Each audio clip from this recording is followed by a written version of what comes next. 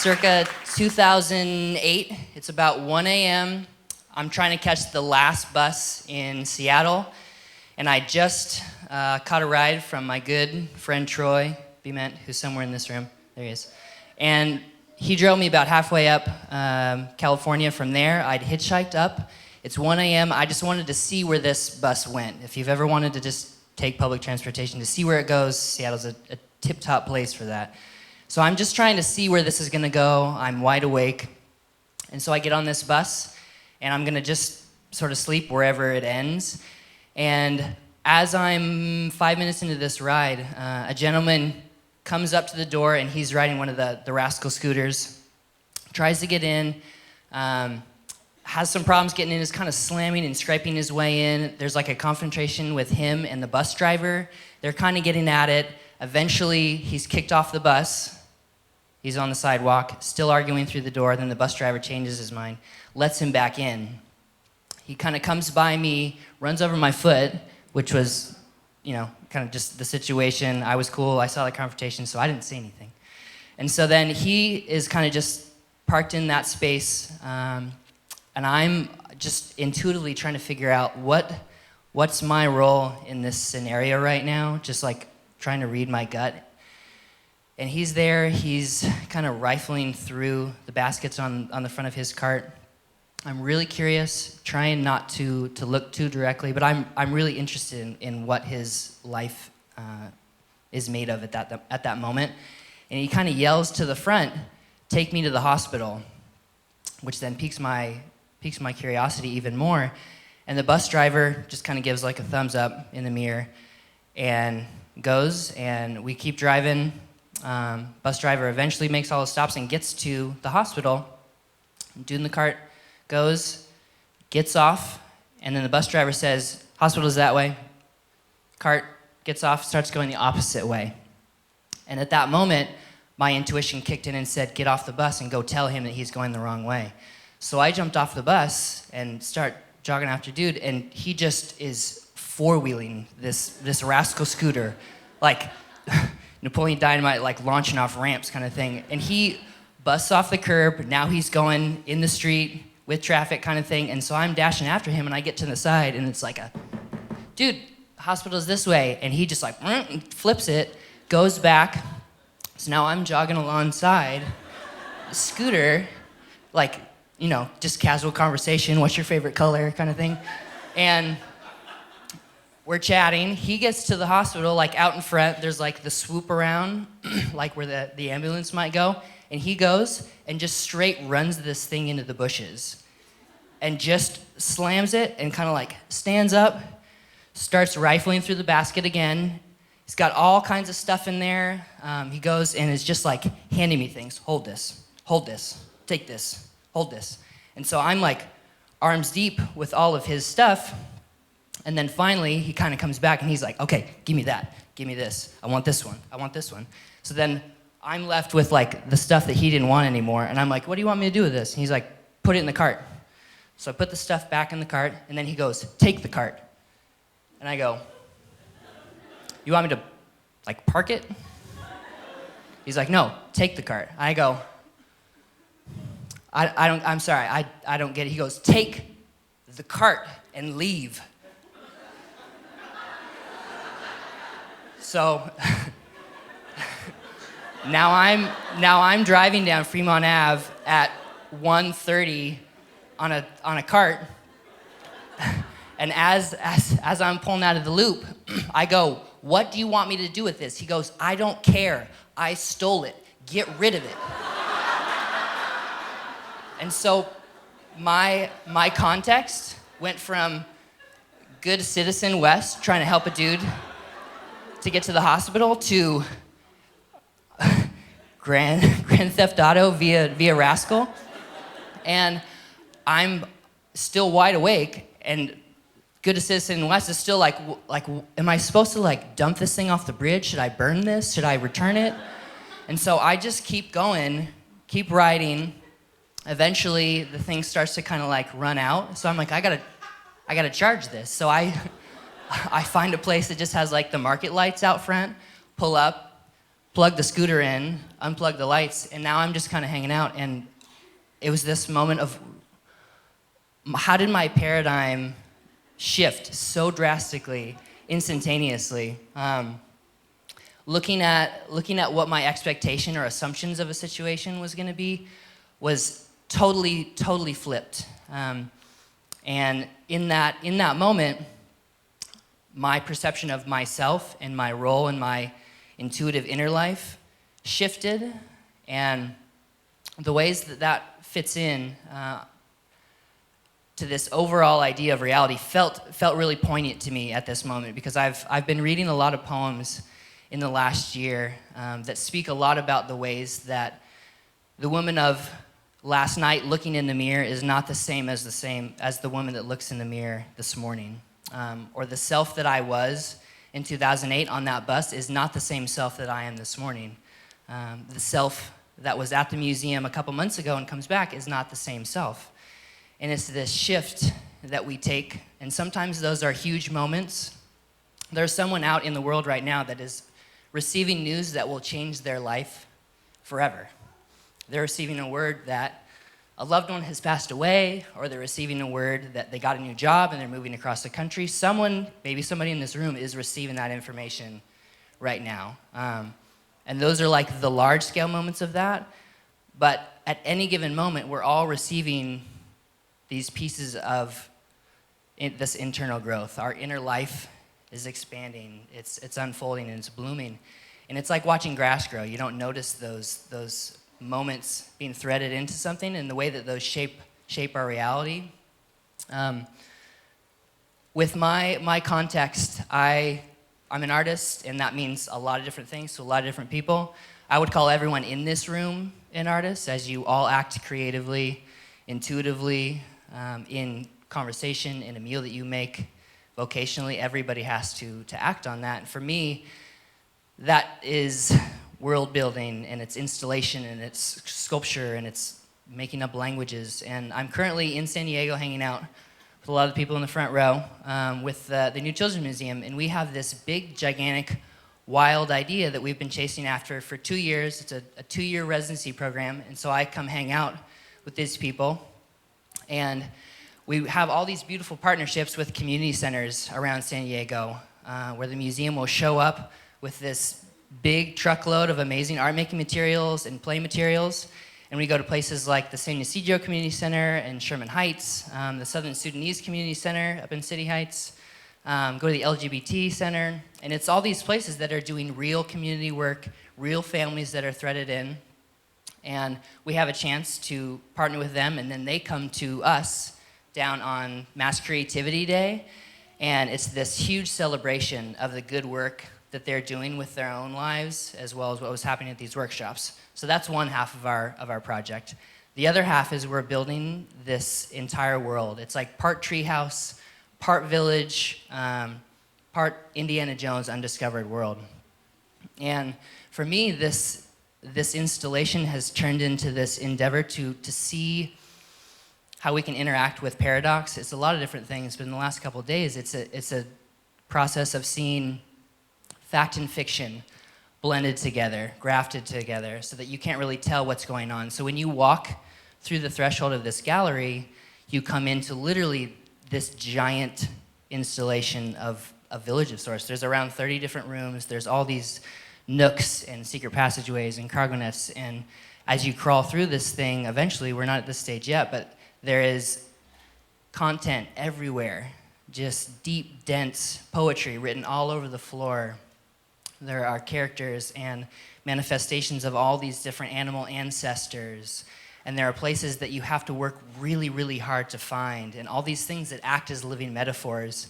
And it's this tie-in with an inner architecture, as each of us keeps all these different rooms of our past, of our present, and the people that will become.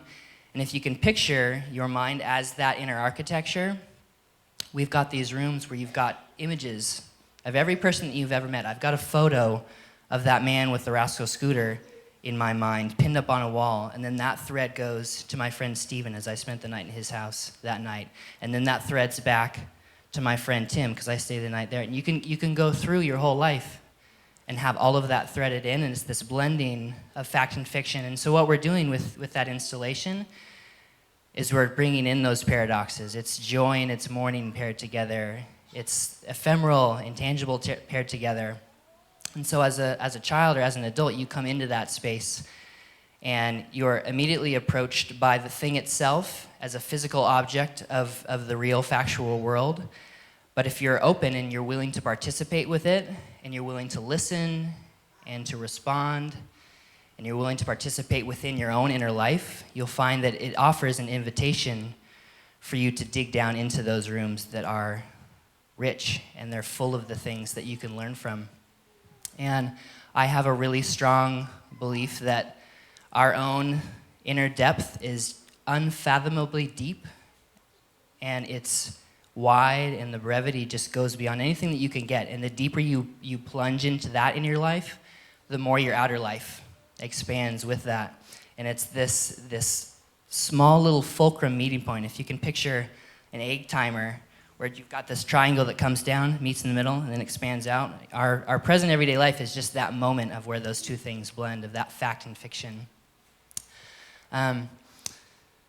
About four years ago, my wife and I got married in Julian, which I think is that way from here.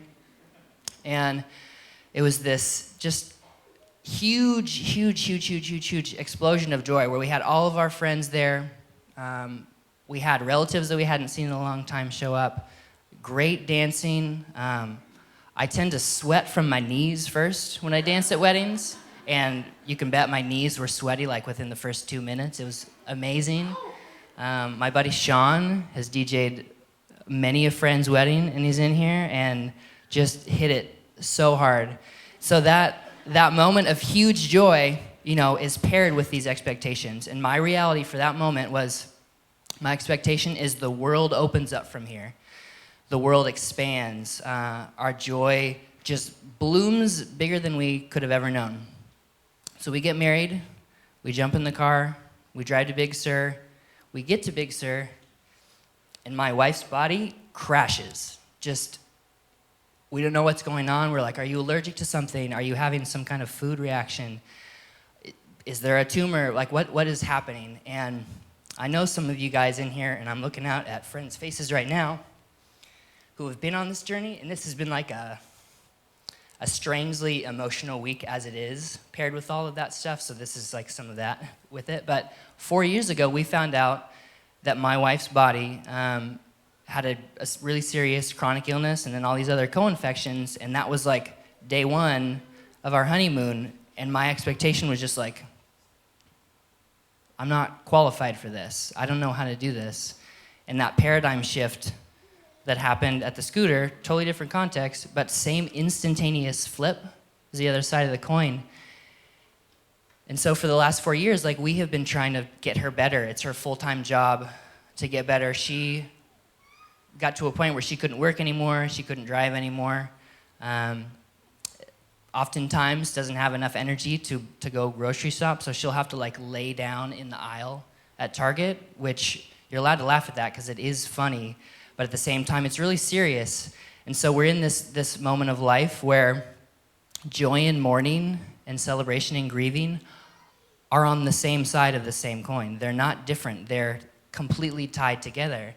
So that fact and fiction that an art making process can be about is also those vital lines of our life. And so with that take on reality, we're in a place where at any given moment, Emmy might be feeling like absolute devastation and trauma, but 30 seconds later, we laugh super hard at something that's just ludicrous. And it's that fusion of things that informs the way that I practice my art, and informs my inner life. And through that just strange struggle and confusion, we found that we're more grafted together than we would have expected to be. And from that just unusual circumstance, she and I are in a place where we know that we have been like refined by this thing that could have crushed us and could have ripped us apart, but has turned into something that really locks us together. As I was asked to jump into this world, as a husband, as a friend, as a support, I felt overwhelmed, and I felt really victimized by the world. Like, what did Emmy do to deserve this? Why is my freedom being limited? And I know that each one of us in this room has their own moment of struggle and trauma. And for you, your reality is that pairing. Oftentimes, you're aware of it. Sometimes you're not. Sometimes you're feeling victimized. Sometimes you're feeling empowered by the things that are detrimental to your life. But take a second and think of those pairings right now. The things that are bright in your life, those things that are joyful, the things that are celebratory, but then the things that are difficult. We all have those. We all have those pieces that are constantly flipping back and forth with that coin, that are grafting in. And I would want to offer that challenge to be someone that notices the mystery that we're approaching with this every day. I posted a quick shot of this desert scene that I bumped into driving out here a couple weeks ago. I guess about a month ago. I was in the desert somewhere high up in the mountains, and there was a sunrise, and it just split between these two agaves. And I looked out, and in my mind, those two agaves were mystery, and one was poetry. And for me at that moment, I was very aware of everything that I didn't understand. As my good friend Andrew Gum has said, human knowledge is just a cork that's floating and bobbing on the sea of the unknown. So the things that I was aware of right then is that the mystery was so huge. I don't know when my wife is going to get better. I don't know how to quite be the husband that I need to be. I'm driving out for this project that I've got a lot of really good guesses at, but I don't know what this thing is actually going to turn into. I've got my own fears and doubts about my own qualifications to do said project vocationally. Am I being a good friend? I was aware of the things that I didn't know. And I was hard-pressed. This is a line that was said last night, again, with my buddy Sean back there, Jared, if he's in the room. We are too hard-pressed against mystery to not be spiritual, to not realize that there are things happening outside of our own physical selves. So you've got one of those agaves as mystery, things that we don't know. And then the other is poetry.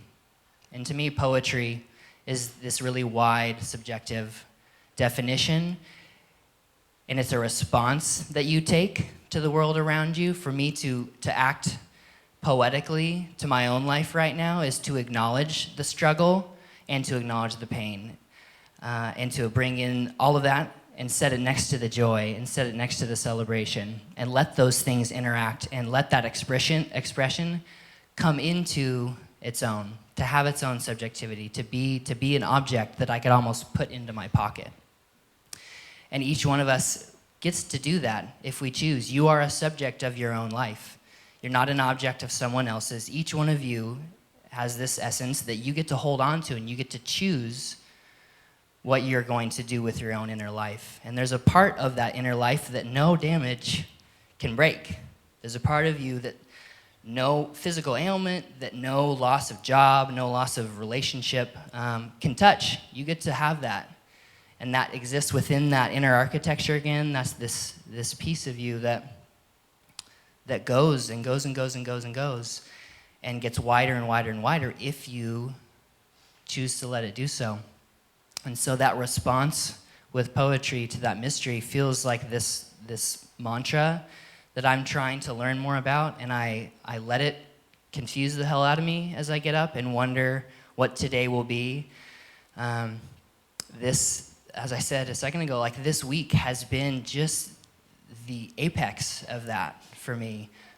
We are neck deep in this amazing, wild idea at the museum, and it is the most life-giving project that I've ever participated with.